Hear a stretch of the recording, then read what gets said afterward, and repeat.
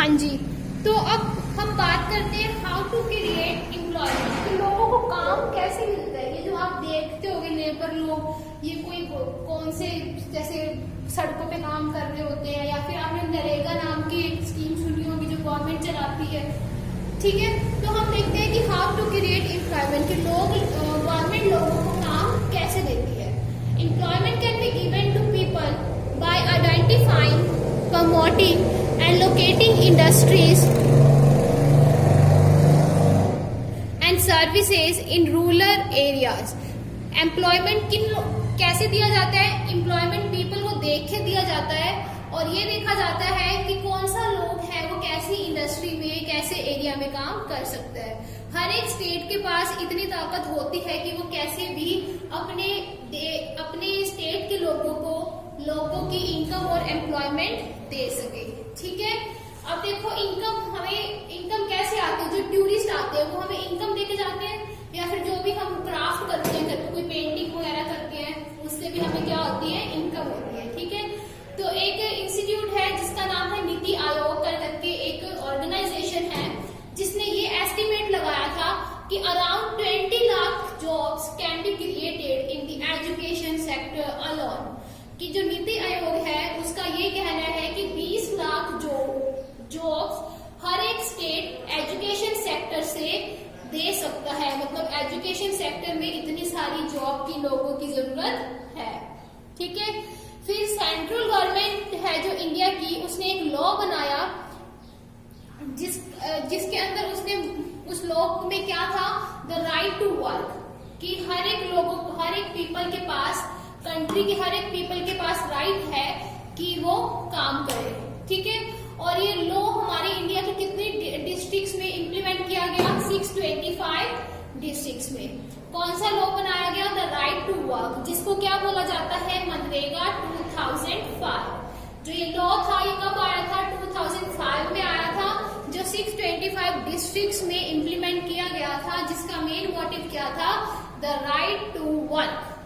अब कैसे right to work, कि वो लोग जिनका काम करने का मन है, ठीक है, और जो काम करने के योग्य है, इन रूरल एरियाज, कौन से एरिया में, रूरल एरियाज में, ठीक है, तो उनको गवर्नमेंट क्या देती है, एम्प्लॉयमेंट देती है, मतलब काम देती है, ठीक है।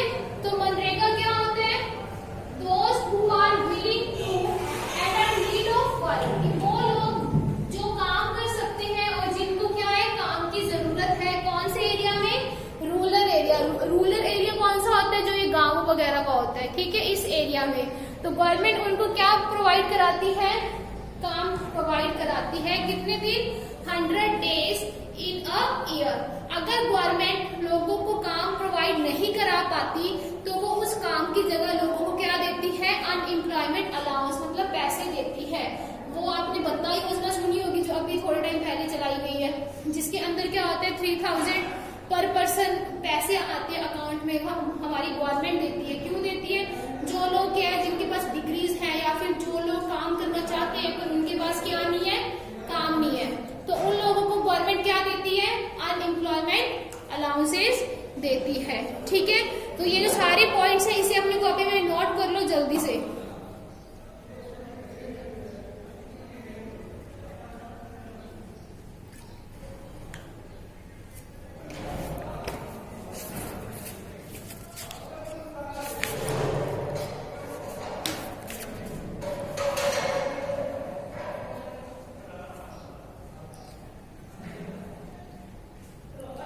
ठीक है, तो अब हम देखते हैं कि गवर्नमेंट किस तरह का काम देती है।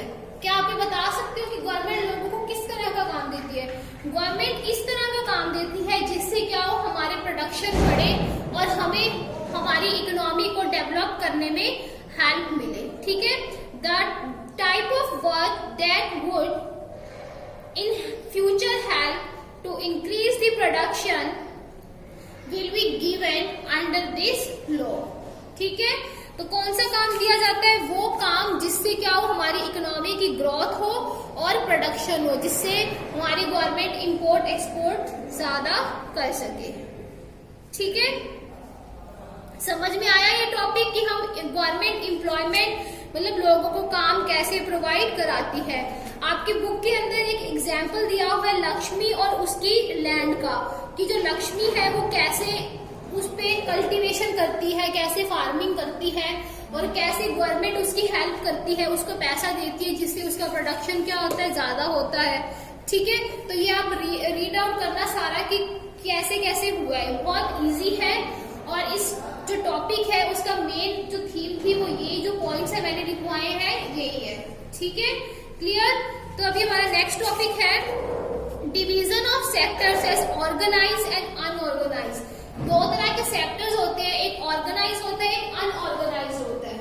ठीक है, तो हम इसकी बात करेंगे। ऑर्गेनाइज सेक्टर वो सेक्टर होता है जिसके अंदर क्या होता है, हमें पता होता है कि हमारा काम क्या है, परमानेंट है, कि हमें काम परमानेंट मिला हुआ है। लेकिन अनऑर्गेनाइज क्या होता है कि जैसे हमारा काम परमानेंट नहीं है, कि हमें हमारा थोड़े टाइम का काम है, फिर हमें कोई और काम ढूंढना पड़ेगा, वो होता है अनऑर्गेनाइज। ठीक है, ऑर्गेनाइज और अनऑर्गेनाइज समझ में आ गया। तो अभी हम इस टॉपिक को कल कंटिन्यू करेंगे। तो आज हमने दो टॉपिक्स किए हैं, एक तो हाउ टू क्रिएट एम्प्लॉयमेंट और एक जीडीपी वाला।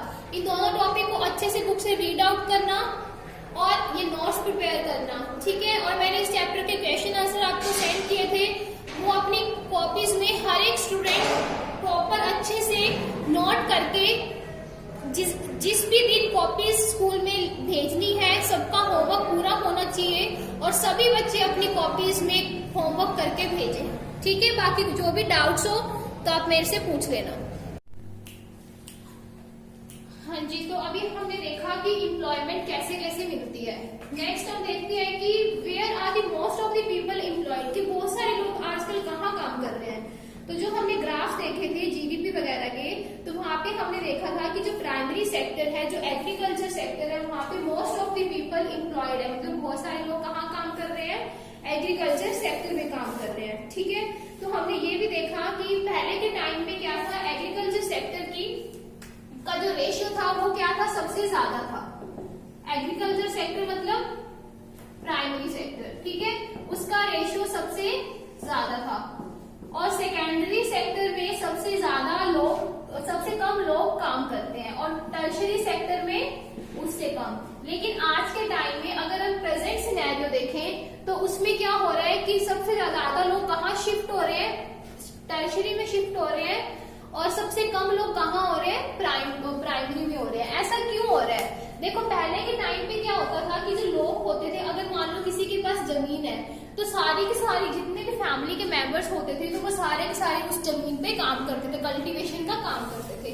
अब आप खुद सोचो कि अगर जैसे मान लो एक फैमिली में 10 मेंबर है, 10 मेंबर एक ही जमीन पे, एक ही प्लॉट पे काम कर रहे हैं, तो ऑब्वियसली काम सबको थोड़ा थोड़ा डिस्ट्रीब्यूट हो जाएगा। ठीक है, अब ये देखो कि अगर उस 10 की जगह 8 काम करें तो क्या उस काम पे कोई ज्यादा फर्क पड़ेगा? क्या नहीं पड़ेगा, क्योंकि वो थोड़ा सा, बाकी लोग हैं वो थोड़ा ज्यादा काम कर लेंगे।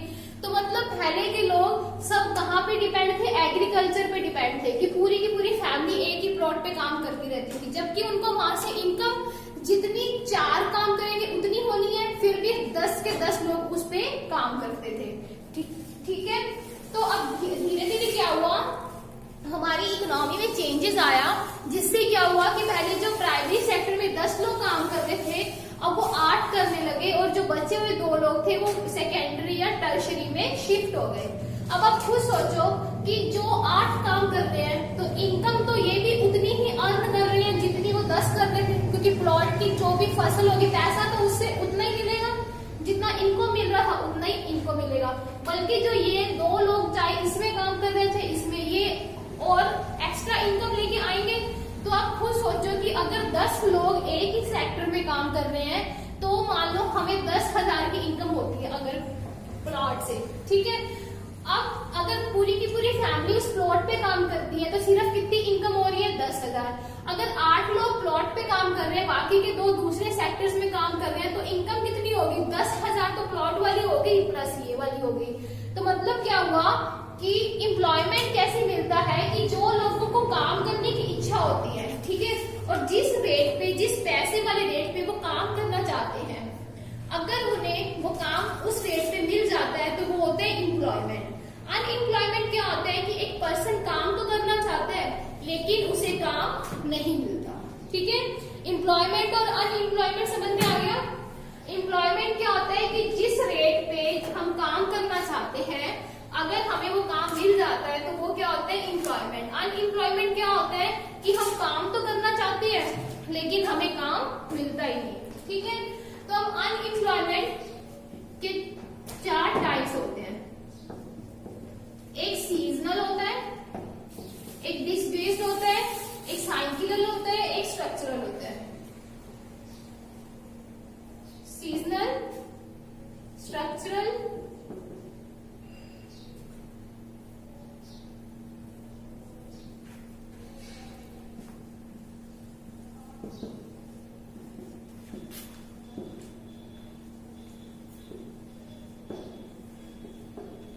ठीक है, और एक होता है फ्रिक्शनल।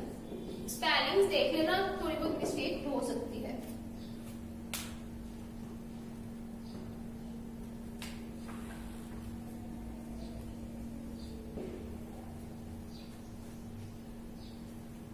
ठीक है, तो अब देखो जो सीजनल अनएम्प्लॉयमेंट होता है ये क्या होता है कि मान लो जैसे कि हम देखते हैं कि जैसे जो फसल होती है वो सीजन के हिसाब से उगाई जाती है, सर्दियों में, गर्मियों में, है ना। और या फिर हम कौन सा एग्जाम्पल लें, किसी चीज का एग्जाम्पल जैसे वो सीजन के बेसिस पे होता है काम। जैसे नरेगा वगैरह होता है वो एक पर्टिकुलर टाइम पीरियड के लिए चलता है। ठीक है, तो वो भी हम सीजनल में ले सकते हैं। सीजनल का मतलब क्या होता है कि वो काम जो सीजन्स पे डिपेंड होता है। ठीक है, मतलब ऐसा काम जो इनकम जनरेट करता है लेकिन सीजन्स के अकॉर्डिंग। तो ऐसा अनएम्प्लॉयमेंट विच जनरेट जो क्यों आता है, क्योंकि हमारे जब सीजन्स में चेंजेस आते हैं। फिर सेकंड है स्ट्रक्चरल। स्ट्रक्चरल में क्या होता है कि स्ट्रक्चरल अनएम्प्लॉयमेंट का मतलब होता है कि जब हमारी जो इकोनॉमी है, जो हमारी गवर्नमेंट है, जब गवर्नमेंट हमें जॉब्स नहीं प्रोवाइड करा पाती, जब गवर्नमेंट अपनी कंट्री के लोगों को जॉब्स नहीं प्रोवाइड करा पाती तो उसको क्या कहते हैं, स्ट्रक्चरल अनएम्प्लॉयमेंट। ठीक है, स्ट्रक्चरल समझ में आया। नेक्स्ट हम बात करते हैं साइकिल। साइकिल में मतलब क्या होता है कि वो अनएम्प्लॉयमेंट जो कैसे आता है जब हमारी इकोनॉमी में क्या आ जाता है, डिप्रेशन आ जाता है। जब हमारी इकोनॉमी में कौन सी कंडीशन होती है, डिप्रेशन की कंडीशन होती है। डिप्रेशन क्या होता है, ठीक है, डिप्रेशन क्या होता है जब हर चीज के प्राइसेस बहुत कम हो जाते हैं, मार्केट में डिमांड कम हो जाती है, इन्वेस्टमेंट कम हो जाती है, प्रोडक्शन कोई भी चीज का बनना बहुत कम हो जाता है, तो उससे क्या होता है हमारे मार्केट में डिप्रेशन वाली कंडीशन आ जाती है, तो लोगों को काम नहीं मिलता। ठीक है, तो साइकिल अनएम्प्लॉयमेंट क्या होता है कि जब हमारी इकोनॉमी के अंदर डिप्रेशन आ जाता है तो उसके कारण जो अनएम्प्लॉयमेंट आता है उसको हम साइकिल अनएम्प्लॉयमेंट कहते हैं। नेक्स्ट है हमारा डिस्क्रीज्ड अनएम्प्लॉयमेंट। डिस्क्रीज्ड का मतलब क्या होता है कि मान लो कि किसी आप कंपनी में काम कर रहे हो, ठीक है, वहां पे 10 लोगों की जरूरत है लेकिन वहां पे काम 20 लोग कर रहे हैं, तो मतलब जितने लोगों की हमें जरूरत है उससे ज्यादा लोग जब काम करते हैं तो वो भी एक तरह का अनएम्प्लॉयमेंट होता है। जो हमने कौन सी वाली बात करी थी, अभी हमने देखा था ना कि प्राइमरी सेक्टर में अगर एक ही लैंड पे 10 जने काम कर रहे हैं जबकि वो काम तो 8 जनों से भी हो ही सकता है, तो वो क्या एक अनएम्प्लॉयमेंट है कि लोगों के पास कोई और काम नहीं है तो वो सभी जने बस प्लॉट पे लगे हुए हैं। अगर वो बाकी कुछ लोग प्लॉट पे रहे और कुछ लोग कोई और काम पे लगे तो अर्निंग जो उनकी इनकम होगी वो डबल हो जाएगी कि नहीं हो जाएगी।